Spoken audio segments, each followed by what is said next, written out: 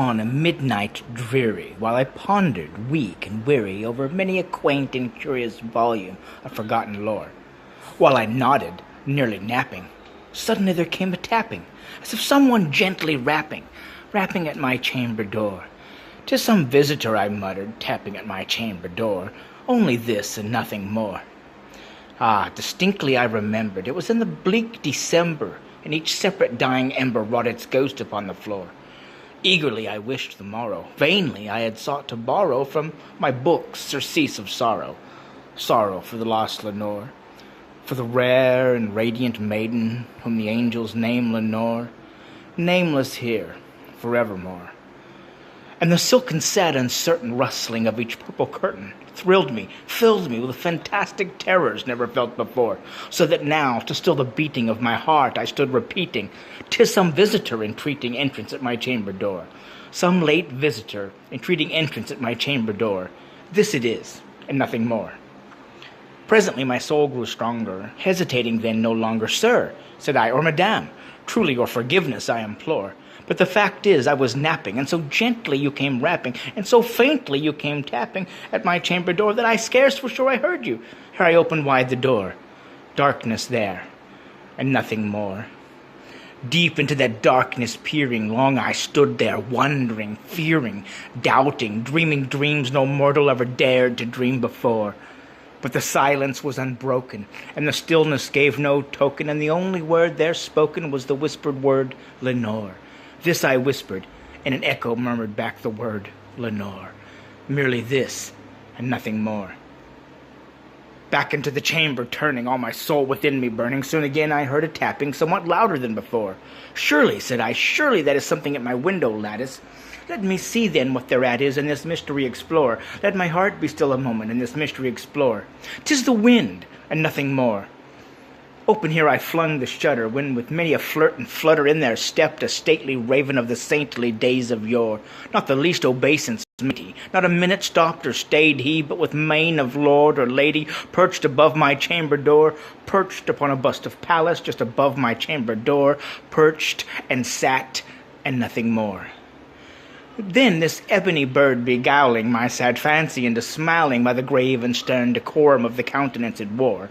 "Though thy crest be shorn and shaven, thou," I'd said, "art sure no craven, ghastly, grim, ancient raven, wandering from the night's Plutonian shore. Tell me what thy lordly name is on the night's Plutonian shore."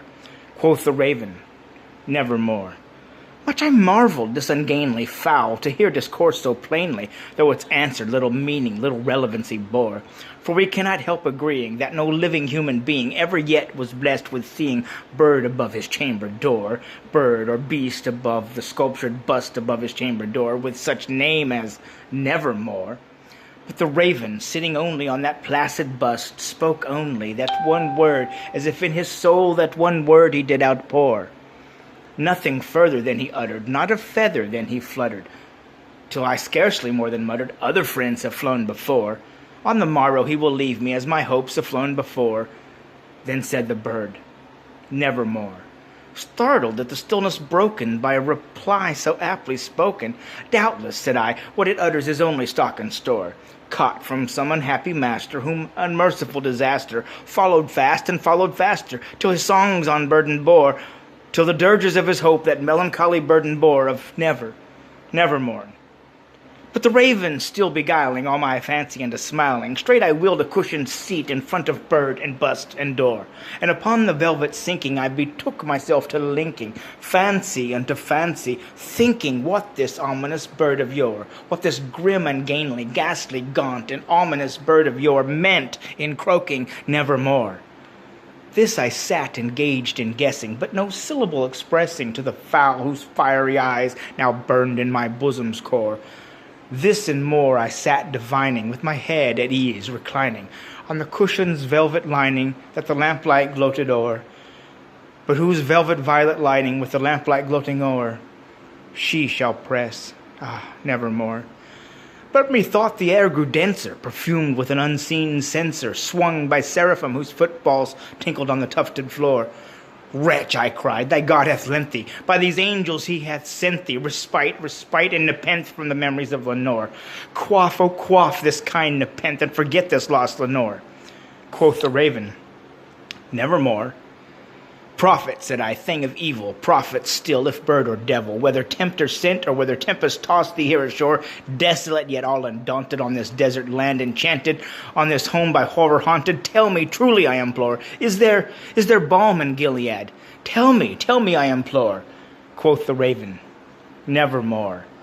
Prophet, said I, thing of evil, prophet still, if bird or devil, by the heaven that bends above us, by the God we both adore, tell this soul with sorrow laden, if within the dense Aden there clasp a sainted maiden, whom the angels name Lenore. Clasp a rare and radiant maiden, whom the angels name Lenore. Quoth the raven, nevermore.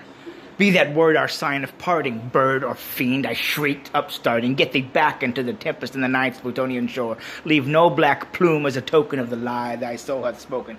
Leave my loneliness unbroken, quit the bust above my door. Take thy beak from out my heart, take thy form from off my door. Quoth the raven, nevermore. And the raven, never flitting, still is sitting, on the pallid bust of Pallas just above my chamber door. And his eyes have all the seeming of a demon that is dreaming, and the lamplight o'er him streaming throws his shadow on the floor. And my soul from out that shadow that lies floating on the floor shall be lifted nevermore.